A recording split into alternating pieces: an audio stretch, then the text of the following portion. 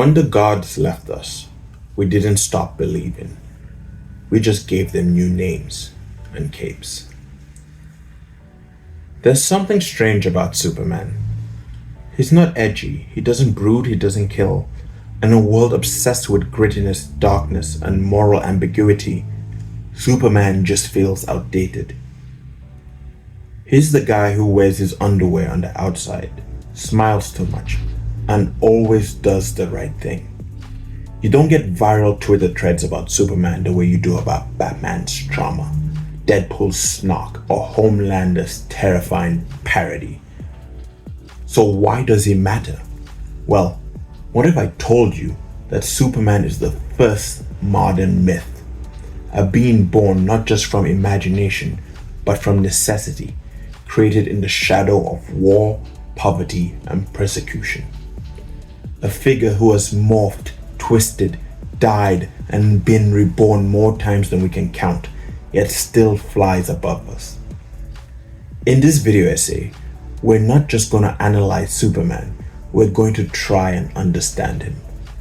From his birth as the dream of two Jewish kids in 1930s America, to his evolution into a symbol of peace, power, paranoia, propaganda, fear, and ultimately, hope. This is the story of how Superman shaped us, and how we, in turn, try to reshape him.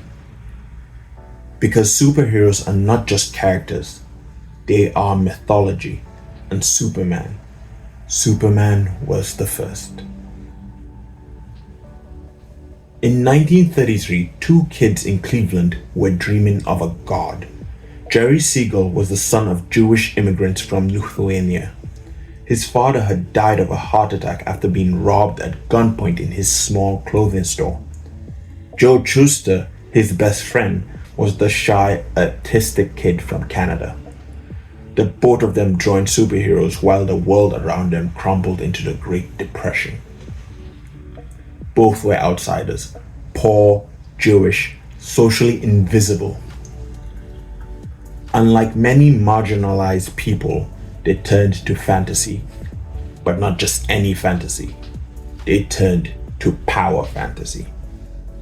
They dreamed of someone who couldn't be ignored, someone who could fight injustice with their fist, someone who could never be hurt the way their families were, someone who was bulletproof.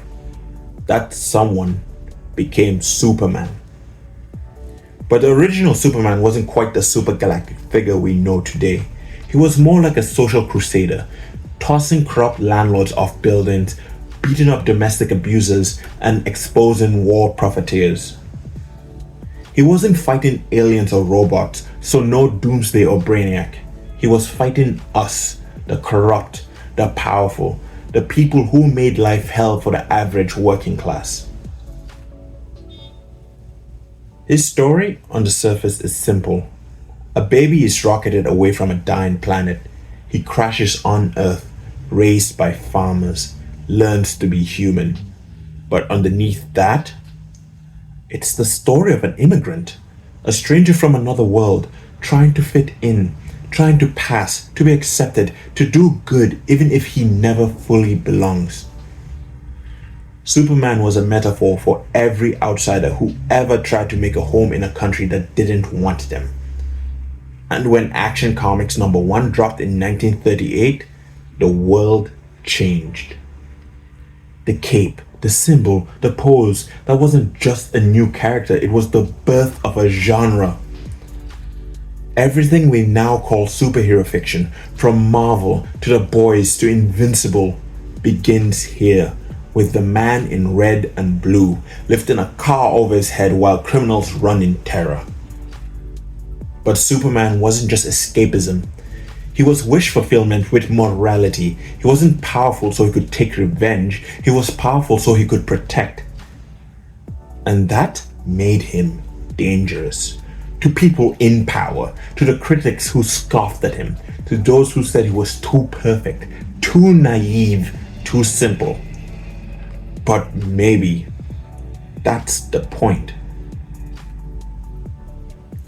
In the 1950s, it was a strange time to be alive. War was over. But peace didn't feel peaceful. A nuclear shadow stretched across the earth. Children practiced hiding under desks. Sirens cried through neighborhoods. And somewhere in the deep subconscious of a terrified world, Superman smiled. The character who once threw wife beaters through walls and shouted truth at corrupt mages was now hosting Saturday morning cartoons. This was the golden age of Superman. Bright colors and clean morals. The man in blue. To a generation raised on duck and cover drills and backyard bomb shelters, Superman was a comfort blanket. An imposing ideal, the ultimate father figure, America's better self. The man in blue. But here's the thing no one really talks about. Superman got boring. Not because people stopped loving him, but because they stopped seeing him as human. He stopped being a man who chose to do good and became a symbol that couldn't do anything else. He was an alien, invincible, all-knowing. He had super breath, super memory, super everything.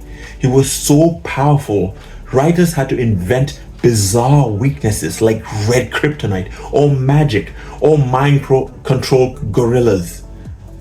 The plots got weirder, villains got sillier, and Superman stopped evolving.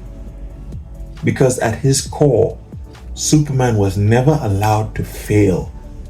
He wasn't just a character anymore. He was American propaganda. The man in blue. Think about it. The Cold War wasn't just fought with bombs, it was fought with stories. We needed heroes who could punch through evil, who could survive atomic blast, who would never question authority because they were the authority. So Superman became sanitized. He stood for justice. He stood for truth, justice, and the American way. But whose version of truth? What kind of justice? And what happens when the American way begins to crack? The comics stopped asking questions and the audience stopped caring. By the late 60s, Superman felt hollow. A smile stretched over a void. Kids still wore the pajamas and played with the toys. TV shows still ran reruns, but something was missing. He wasn't inspiring anymore. He was safe. And safe is boring. The world was changing fast. Vietnam, civil rights, assassinations, youth rebellion, anti-government protests, the moon landing. But Superman, he was still rescuing cats from trees and teaching kids to brush their teeth. In a decade of radical change, Superman stayed static. He became a relic. And yet, even as his stories became fluff, even as other heroes rose to higher levels of fame like Batman, Spider-Man, the Fantastic Four, Superman hovered in the background, a constant, a ghost. Because deep down, we still needed him. We needed to believe that someone perfect could exist, that there could be power without corruption, that someone could hold all that strength and still choose to be kind. Because what was the alternative? A world where no one chooses kindness. Superman is a symbol, and the moment America started turning its back on ideals, it needed that symbol more than ever, even if they had forgotten why. By the 1970s, Superman had become something to roll your eyes at. He was the guy your dad liked, your uncle's favorite comic, a square in tights with the same perfect smile. He didn't fit in anymore, not in a world of Vietnam body count, Watergate tapes, and punk rock rebellion, not in a generation raised on doubt. But then, in 1978, something strange happened. Christopher Reeve showed up, and suddenly, the world remembered. The original Superman movie wasn't just good, it was magic. Not because of the special effects, not even because of Reeves' performance, though he was perfect. It worked because for a few hours, we believed a man could fly. Reeves' Clark Kent was awkward and sweet, deeply lonely, and his Superman cared. The boy in blue. He stopped playing, saved kittens, smiled at people, and that was enough. But you can only fly so long before gravity pulls you back down. The world got darker. Superman didn't. And as we moved into the 80s, the stories had to be changed. Batman became a violent, tortured anti-hero. The X-Men were metaphors for race, identity, and genocide. And Superman? He still stood for truth, justice, and whatever America meant this week. Writers tried to modernize him. Some leaned into the existential dread, like Alan Moore's haunting, beautiful, but a man who has everything, where Superman's deepest desire is to live a normal life with parents who never died and a world that never exploded. And John Bryan's 1986 reboot, which made Superman more human, less God. These writers trimmed the fat, gave him clearer limits, and recentered his story on Clark, not Kal-El. Tried to make him more human. It helped for a while, but something was still off. Because Superman wasn't cool anymore. He wasn't relatable like Spider-Man. He wasn't mysterious like Batman. He didn't bleed. He didn't lose. He didn't hurt. At least not in a way people believed. And then someone got an idea. Let's kill him. In 1992, DC pulled the trigger. They killed Superman. A monster named Doomsday pummels him into the dirt on live television. The final panels show a tattered cape fluttering on a pole like a fallen flag. And for a moment, he mattered again. People wept. News anchors covered it like it was real. Thousands lined up outside comic shops. Kids asked their parents if Superman would come back. Spoiler, he did, of course, because no one stays dead in comic book world except Uncle Ben. But what they didn't realize is Superman didn't just die in that comic. He died in culture. Because after that, there was nothing left to say. The 90s were a bloodbath. Comics got edgy. Everyone had guns and scars and one-word names like Bloodstrike or Killshot. Heroes snapped necks and dropped bodies and smiled about it. Spawn was super popular. Superman, meanwhile, was desperate. They tried Electric Blue Superman. They tried Superman with a mullet. They tried clones, reboots, crossovers, grit. Nothing stuck. Because the world had changed. People didn't want morality. They wanted revenge. They wanted catharsis. They wanted heroes who looked at a broken system and said, burn it down. And Superman, the boy in blue, was too polite to light the match. He had become everything the world resented, a symbol of blind optimism, of old-fashioned patriotism, of obedience in a time of rage. He wasn't a rebel, he was a cop in a cape. And yet, even in that cultural exile, Superman didn't disappear. He showed up in classrooms, in hospital murals, on lunchboxes. Because he was safe, he was no longer a hero. He was a memory.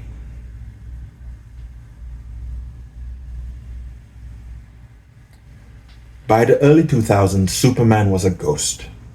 He was still on posters, still in crossover events, still the most powerful hero of all time. But in terms of cultural weight, he was drifting. The world had moved on. Batman had been reborn through Nolan's realism. Iron Man ushered in the MCU.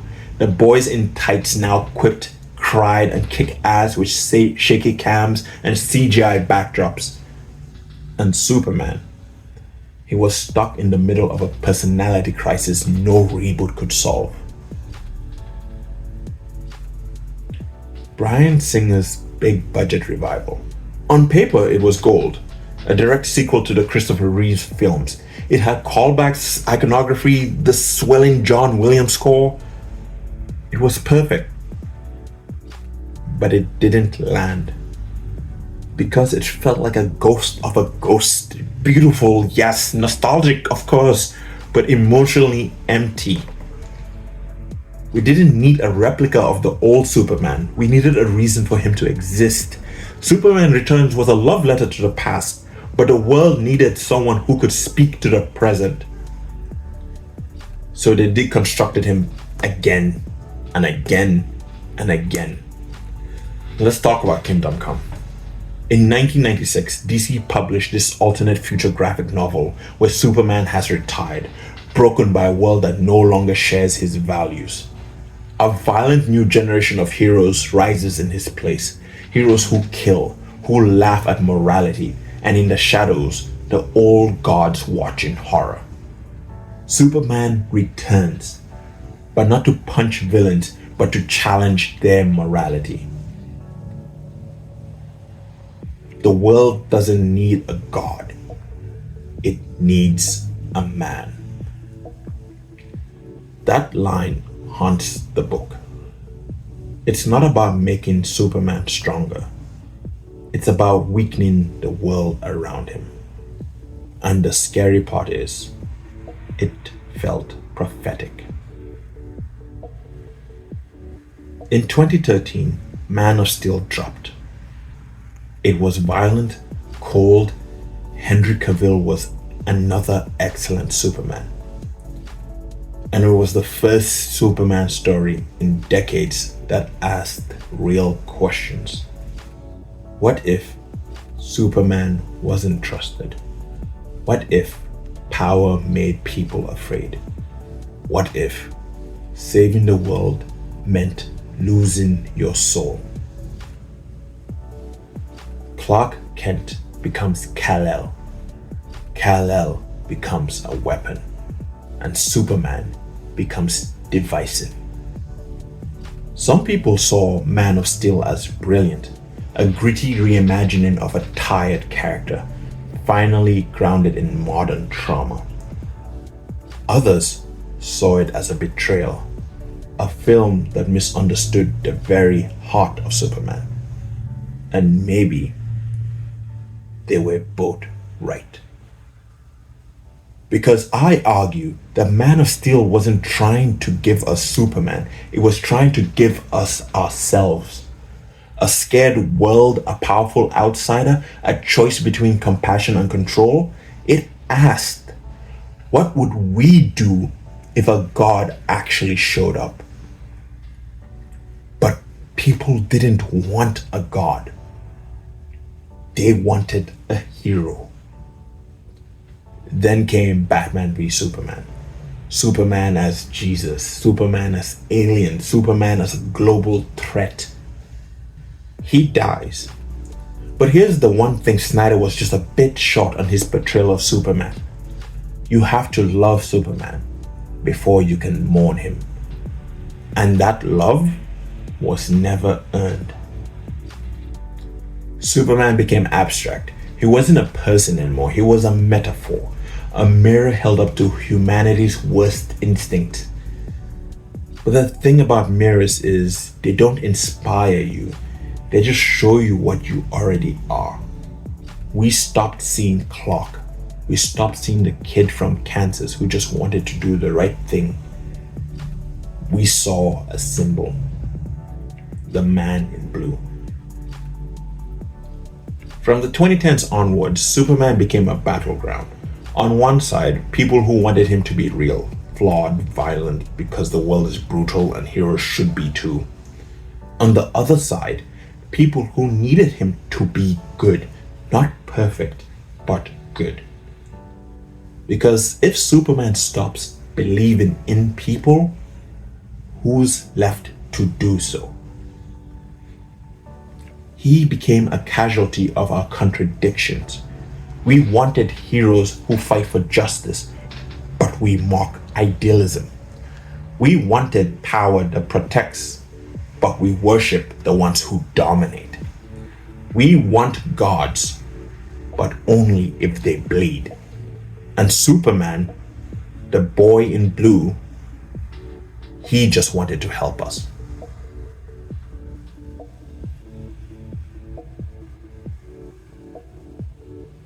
Let's be honest, kindness does not trend.